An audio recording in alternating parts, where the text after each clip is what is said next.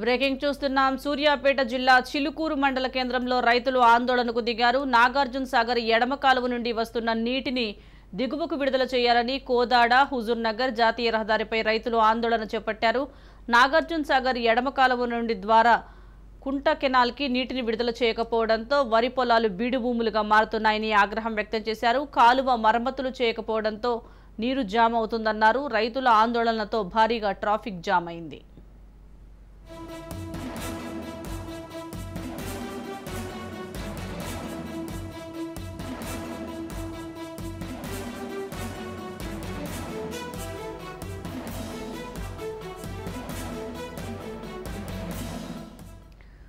సూర్యాపేట జిల్లా చిలుకూరు మండల కేంద్రంలో రైతులు ఆందోళనకు దిగారు. నాగార్జున సాగర్ ఎడమ కాలువ నుండి వస్తున్న నీటిని దిగువకు విడుదల చేయాలని కోదాడ హుజూర్ నగర్ జాతీయ రహదారిపై రైతులు ఆందోళన చేపట్టారు. నాగార్జున సాగర్ ఎడమ కాలువ నుండి ద్వారకుంట కెనాల్కి నీటిని విడుదల చేయకపోవడంతో వరి పొలాలు బీడు భూములుగా మారుతున్నాయని ఆగ్రహం వ్యక్తం చేశారు.